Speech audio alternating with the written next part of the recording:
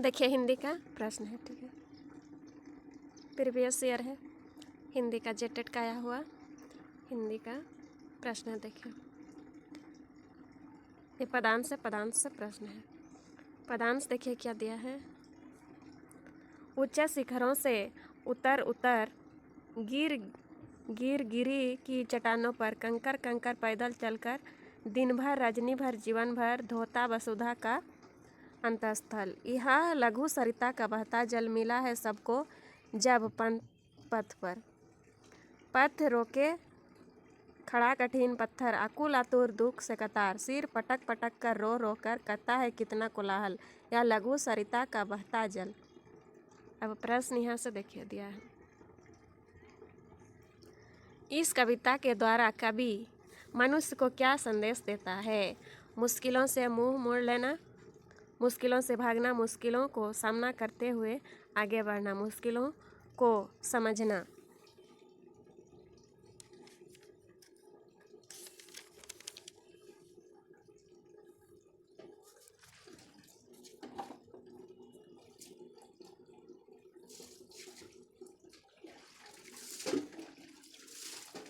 मुश्किलों को सामना करते हुए आगे बढ़ना।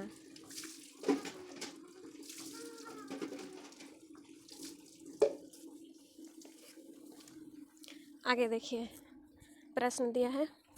वसुधा का पर्यायवाची शब्द है।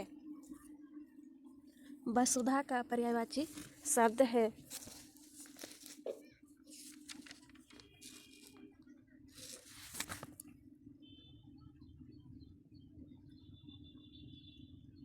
वसुधा का पर्यायवाची शब्द वसुंधरा।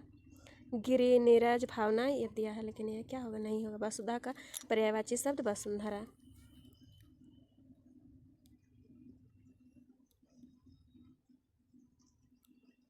आगे देखिए इसका दो ही प्रश्न दिया था पदांश से। अब आगे गद्यांश देखिए। गद्यांश। साहित्य तो एक सात्विक जीवन है, उसे कठिन तपस्या और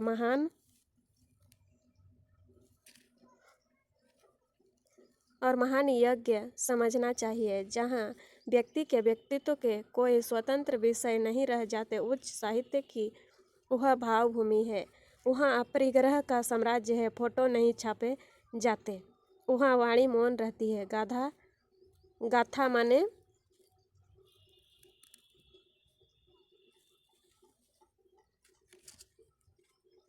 देखिए फोटो नहीं छापे जाते, वहाँ प्राणी मौन रहती है।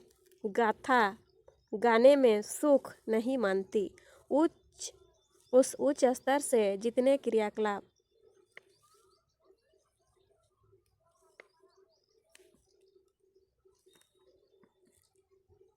होते, आत्म प्रेरण और आत्मकथा का नाम लेना पाखंड बढ़ाना है। हमारे देश में आत्मकथा लिखने की परिपाटी नहीं रही। अब आगे प्रश्न देखिए दिया है 93 नंबर। साहित्य को क्या माना गया है। कठिन तपस्या और महान यज्ञ। कठिन साधना और तपस्या। लेखन का महान यज्ञ। लेखन तपस्या और कठिन साधना।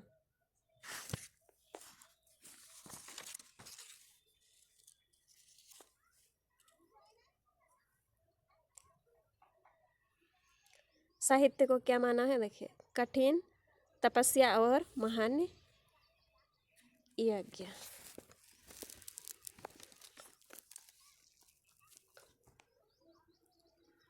साहित्य को क्या माना गया है।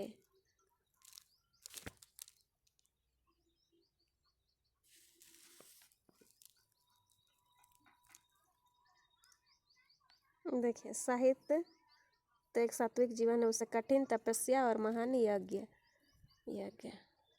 समझना चाहिए, ठीक है।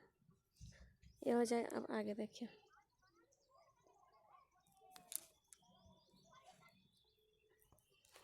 उच्च स्तर से क्रियाकलाप किससे होते हैं। आत्मानुभव से, आत्मकथन से, आत्म प्रेरणा से, आत्मलोकन से।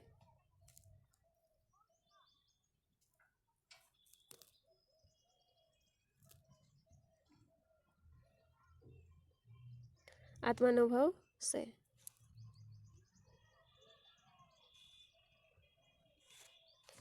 आजकल जल्दी जैसे अविकारी शब्द हैं, क्रिया विशेषण, क्रिया विशेषण संज्ञा।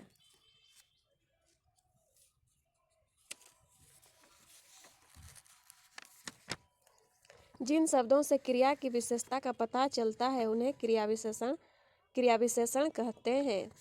जैसे आज, कल, जल्दी, फटाफट, धीरे धीरे, बाहर, अधिक, थोड़ा आदि। उदाहरण, हिरण तेज भागता है। उदाहरण देखिए, हिरण तेज भागता है। इस वाक्य में भागना क्या है? क्रिया है। भागना क्रिया है। वह तेज क्रिया की विशेषता को बता रहा है।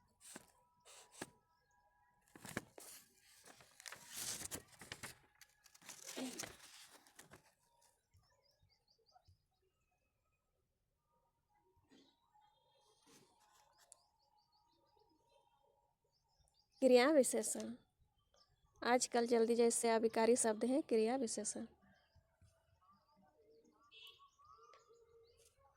सृष्टि लखनऊ जा रही। इस वाक्य में सृष्टि और लखनऊ है। विशेषण, क्रिया, सर्वनाम, संज्ञा।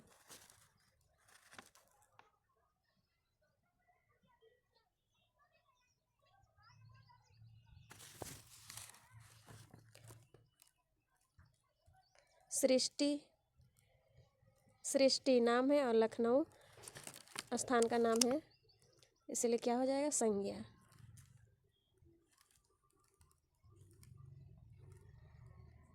संज्ञा।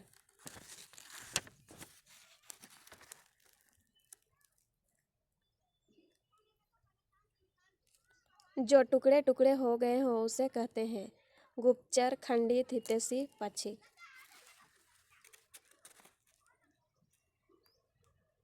जो टुकड़े टुकड़े हो गए हो उसे क्या कहेंगे?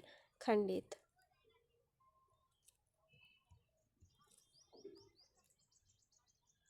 खंडित। आगे देखिए, मुहावरा। दिन फिरना का अर्थ है धोखा देना, भूखे मरना, निर्दोष होना, भाग्य पलटना।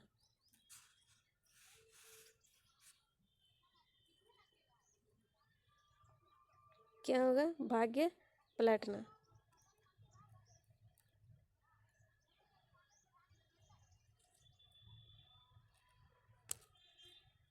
भाग्य पलटना। आगे देखिए,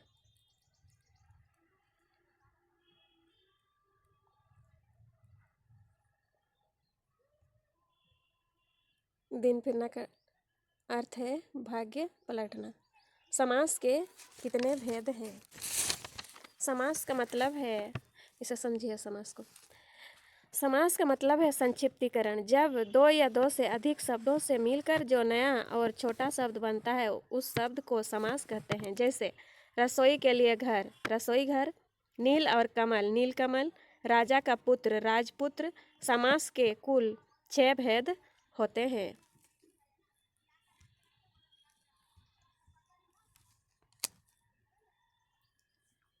समास के कितने भेद हैं? 6 भेद हैं। समास के 6 भेद हैं। बुढ़ापा क्या है? बुढ़ापा क्या है? जातिवाचक संज्ञा, व्यक्तिवाचक संज्ञा, क्रिया विशेषण, भाववाचक संज्ञा। बुढ़ापा, इसे समझिए। जिस संज्ञा शब्दों से किसी व्यक्ति, वस्तु या स्थान के गुण, धर्म, माप, अवस्था या भाव का बोध हो उसे भाववाचक संज्ञा कहा जाता है। जैसे मिठास, सुंदरता, बचपन, बुढ़ापा, क्रोध, परिश्रम, संगीत, सफलता आदि। क्या होगा? भाववाचक संज्ञा। बुढ़ापा क्या है? भाववाचक संज्ञा।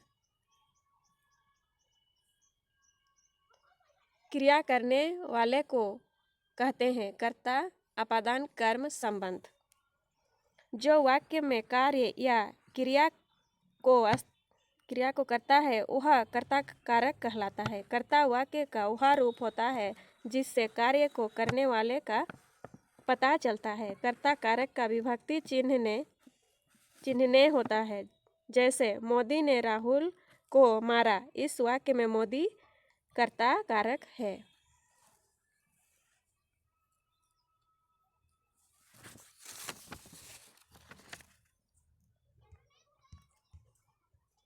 क्या होगा? कर्ता।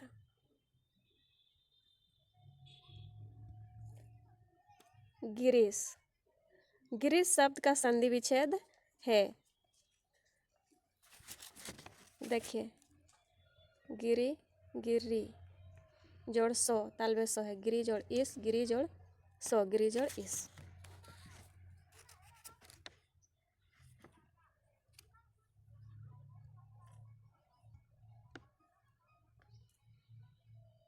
गिरी जोड़ इस हो जाएगा।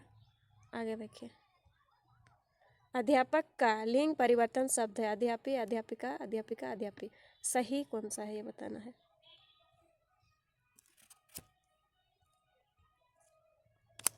ये सही है, अध्यापिका है ना, ये गलत है।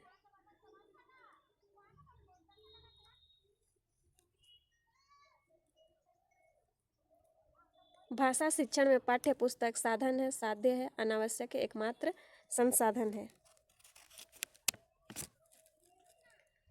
भाषा शिक्षण में पाठ्य पुस्तक क्या है? एक साधन है, साधन है।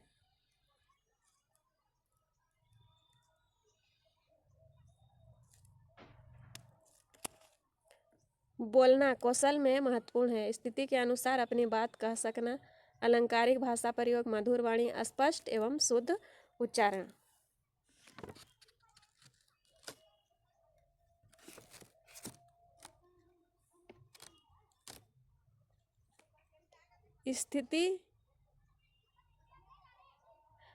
स्थिति के अनुसार